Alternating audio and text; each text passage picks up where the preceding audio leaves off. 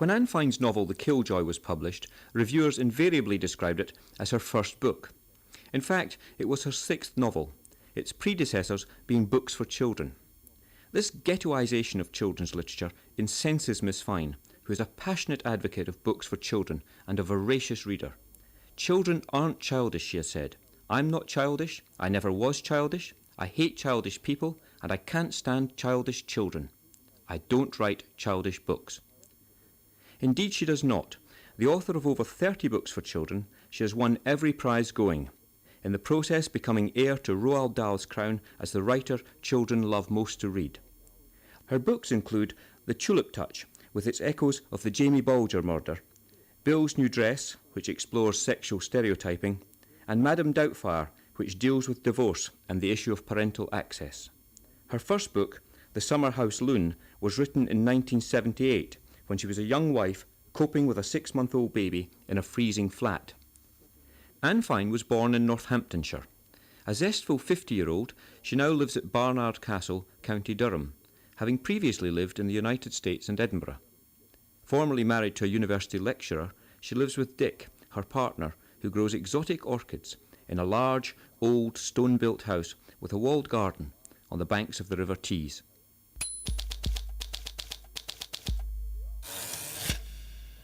Let's start with where we are, in Barnard Castle, County Durham, in this rather idyllic situation with green doors.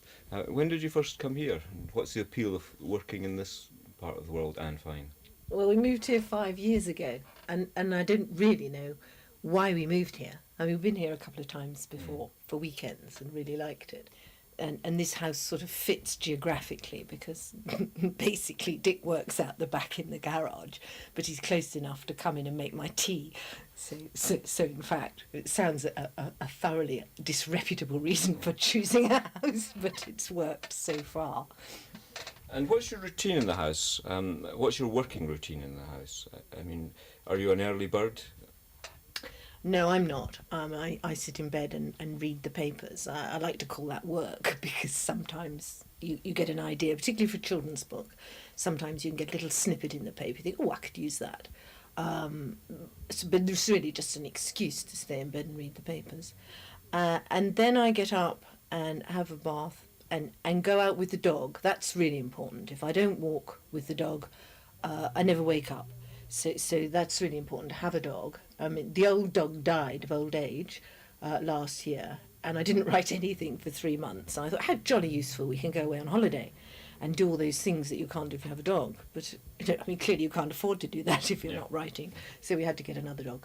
So far you haven't done any work at all in the course of your day. I mean, when do you actually that's true. Yes, address the page? Oh, well, then I come back and make coffee. And then I look at the post, and if there are any possible distractions in the post, I'll take advantage of those. And sometimes I'll do all the post because I really don't want to get down to it.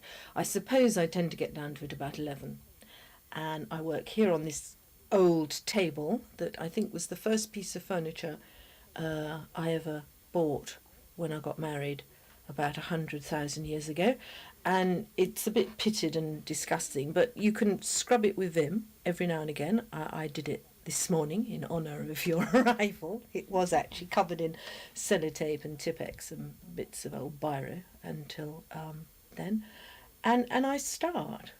And what do you start on? You know, give us the details of what you write on. Do you write with a pencil, or do you have a typewriter, or are you electronic? Well, here beside me is a pile of paper upside down. That's recycled paper. I mean, anything that comes in, I read it, turn it upside down and put it there, and then I write on the back of it. So I'm very ecologically sound that way. And I use pencils. There's a whole tub of pencils there. I use 2B pencils, and I use them because they're soft and they look very black, so you feel you're getting somewhere quite fast. And they rub out easily. I mean, I rub out huge amounts. I mean, I have a whole tub full of rubbers there. And I rub out so often. And if you rub out a 2B, it disappears. If you use an HB, it leaves a little scratchy mark on the paper. So you can waste absolutely hours thinking, oh, what did I have before? And sort of holding it up to the light and looking through it. But if you rub out with a 2B, you get a black smudge, but it's gone. So you think, right, now I've got to start again. And I suppose I just sit here slouching. I'm a bit worried about my posture. I think that's gone forever. And I just rub out and write and rub out and write and rub out and write. And that's really how we go from then on. And for how long at a stretch? I mean, how long can you physically write? I mean, many people think writing is a fairly lazy occupation, but experience seems to suggest that more writers find it incredibly physically tiring. They can only do a few hours. Yes, I can only do a few hours. I mean, if I were pressing on, I mean, I have days when I can make headway and cover quite a lot of ground, and then I'll have days when I go back and go over it and over it and over it. So I have niggle days and headway days. And a headway day, I'll really look up and I will feel that I've done about 3 or 4 hours. I'll actually look at the clock and I'll say I've done no more than an hour and a half, and I'm absolutely shattered. It's the structure of novels I find exhausting. But do you not plan before you actually delve into it? Haven't you got an idea where you're going, or are you sort of wandering into overgrowth and hoping to get lost in it? I wish I did know where I was going. I've always been convinced that that must be a much easier way of writing. I think Thomas Mann is quite interesting on that. He says in Death in Venice, I think, and he's talking about an historian, but I think it works for novels as well. He says that something like, people look at the book and they think, what a great act of genius, what a great act of imagination. But in fact, he says, it was one tiny little inspiration built on another tiny little inspiration, day after day, week after week, year after year. And I think that's actually more how it is. I mean, they're only tiny little inspirations, but at the end of the book, when you look at it, you think, oh, that is quite clever. You said though that you don't write children's books. What did you mean by that? Oh, what I meant was that I write for me, and I'm very adult by mentality. I mean, I probably said I was born 40. I think I was. I was sort of a born worrier, and my perceptions have always. Well, I'm not saying my perceptions have always been adult ones, but I've always been more interested in the adult world. I mean, I was a great eavesdropper as a child, as many children are, and I think that I don't write in a childish way. I mean, I don't think very many children are childish, and certainly I wasn't, and so I don't write for childish children, is more what I'm saying. There's a perception, in the literary world that somehow children's writing is a dawdle and frankly not to be taken seriously. Does this make you irate? Oh no, it doesn't bother me, because I think it tends to be people who don't know what they're talking about. I think anybody who reads to children a lot knows perfectly well that there are books that are simply tiresome and childish, and probably were written in no time at all. And you can't read them more than twice to the child without wanting to murder the author and strangle the child. Whereas there are other books which are accessible to children, but that you can read over and over and over. And those are the sort I write. But has that perception changed over the while? I mean, you've now written, 30 children's books? Yeah. You must have learned a few tricks of the trade on the way, or do you need to learn any tricks of the trade? Yes, I think the writing has changed a lot. I think the first few books that I wrote were very they were very introspective. I was writing about introspective children like I would have been, and for very good readers. You would have to be a good reader to read my early works. And then perhaps, and I don't know what happens to other writers, but I think a writer writes their neuroses out gradually. And so I think over about the first 5 or 6 books, I wrote certain neuroses out and became more open. I began to look outside more and take more interest in external things. Are children's writers nice people? I mean, I think of Enid Blyton and Roald Dahl and what we know of them doesn't mark them out as the kindliest of people. Tolkien had some pretty strange attitudes towards children. Arthur Ransome did. I mean, it seems to me that the common perception of what a children's writer is totally wrong. I mean, are you a nice person? No, I'm not nice, particularly. I suspect I'm no worse than anybody else. I think that most people, if you scratch them, you come across something pretty strange and dark. And I think if you think somebody's a nice person, either they're deeply, deeply neurotic or you don't know them very well.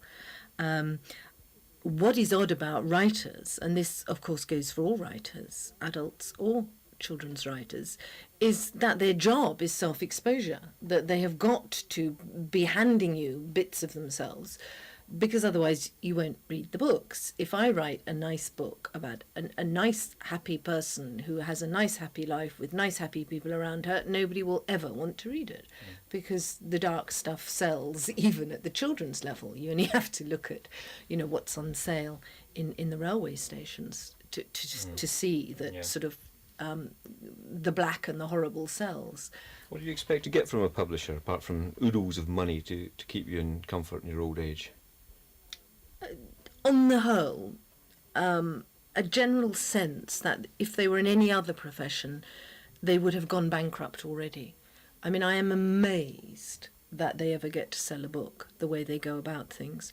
I think the way they spread money around is quite remarkable. They leave me open-mouthed in astonishment. Sometimes I think the most sensible thing to do would be to pack in writing and just to start a publishing house on the same principles that any other business runs.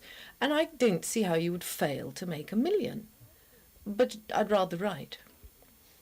You would rather write. You're not in this to make $1 million, you're in it to say something. Or because you have a compulsion to write. Can you not do anything else? I mean, are you completely... I'm in the job because I'm unfit to have a normal job. And I'm good at it, and I love books, and I would rather read than live. And so I'd rather write than do anything else. But I mean, I have had normal jobs, and they have driven me mad. I mean, I don't know how people do them. I mean, after 3 days, you want to kill everybody in the job. I just get so cross with people. I'm a very impatient person.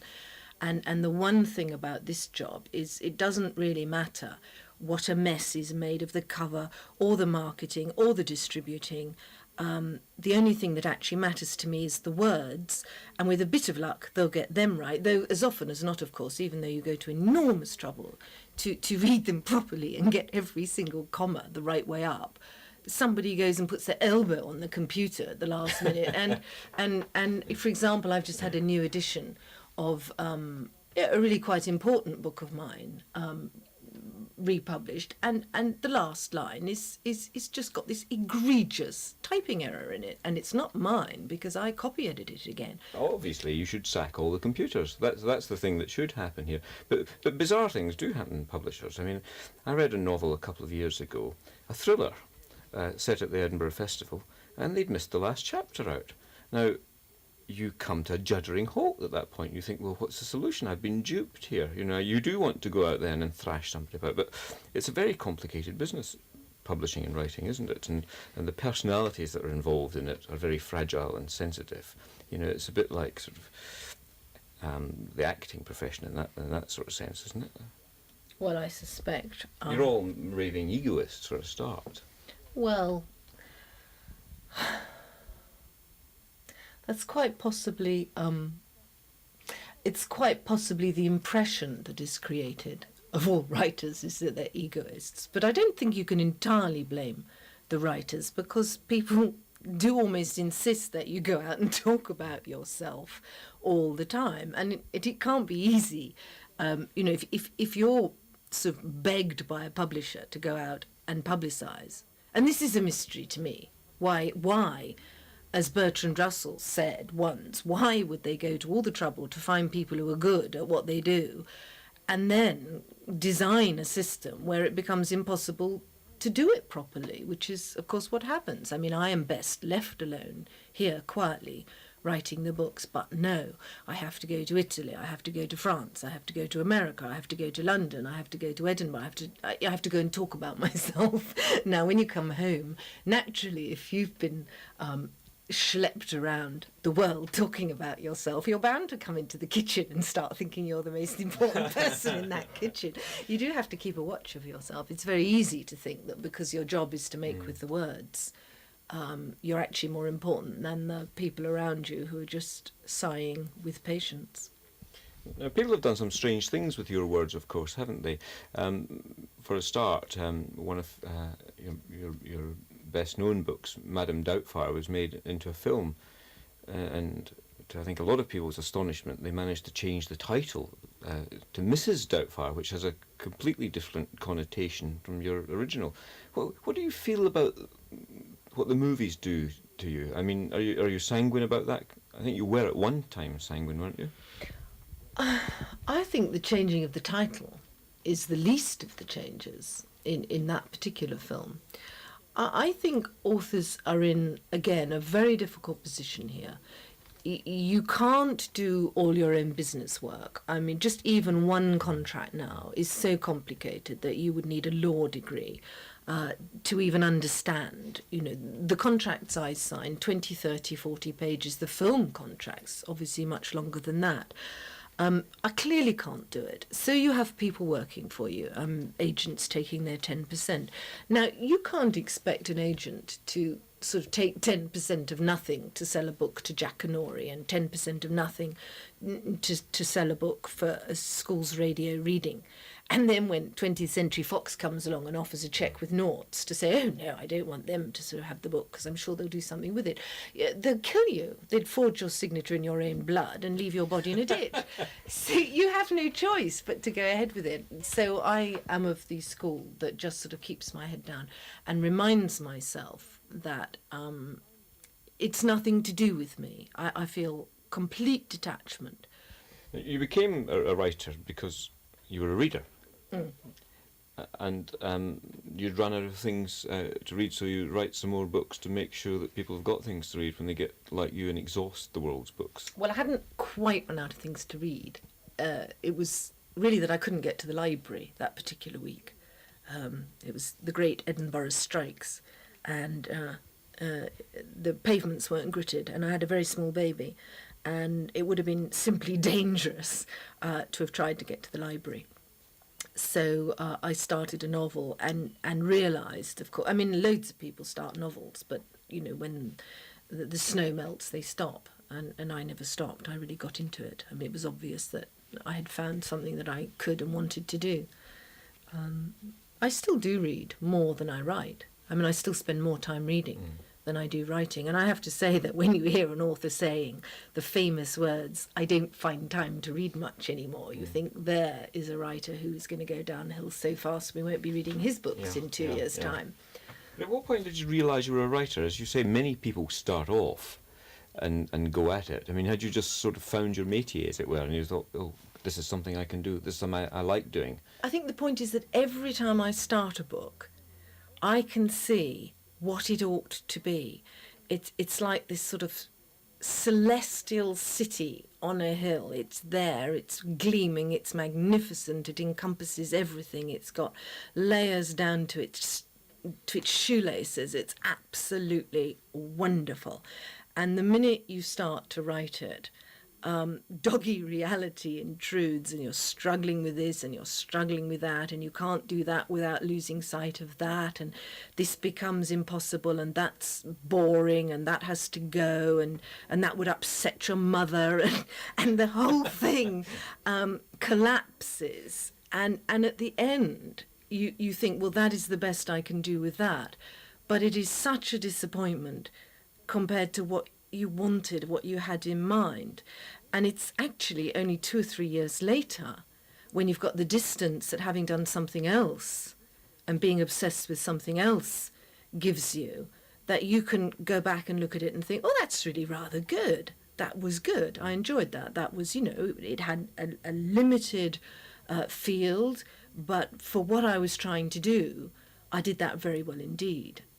I don't think upsetting your mother really has had much influence on what you do, given some of the things you've written. I remember reading The Killjoy, for example, and thinking, "Ye gods, this is pretty rough stuff." And then it's happening on my doorstep in Edinburgh. I thought, my goodness, people are living some rather strange lives. It has to be said. Fiction. Yeah, sadomasochism it was, not fiction. Very bizarre stuff indeed. That was a very strange book. I really don't know what got into me for that book. It actually began as a much, much nicer book, and I really can't understand how it got so dark and nasty. I sometimes, when I am talking in schools or libraries, you see somebody eyeing you from the back of the room with this sort of funny look on their face, and you think, oh dear me, I know what happened. They were reading The Killjoy last night, and they're thinking, how can this ostensibly fairly normal woman have ever written that horrible, horrible book? Well, one wonders, actually. Yeah. Tell me, who's your first reader then? When you've used the pencil and paper and then changed it on and then got it onto the typewriter, who do you show the book to first? Now, this is a curious one, and this is where we fetch in the psychiatrist. When I've finished it and packaged it up, I take it downstairs to a room I never work in, and I sit in the chair and I pretend I am my agent. And I say, oh, here's another novel by Anne Fine. Let's see what she's written now. And I read it as if I were a perfect stranger. And that is the last test.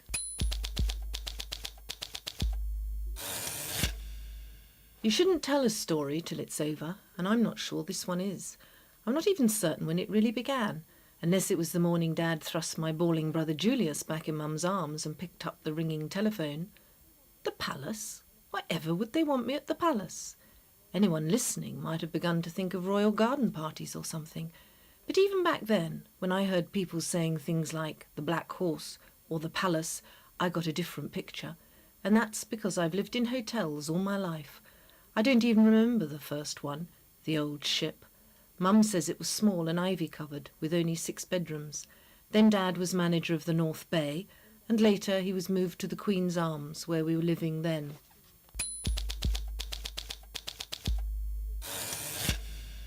Are you aware of the responsibility as a writer for children, of how you are kind of forming young minds, making formative experiences for children who are going to look back and say, well, that book changed my life, mister?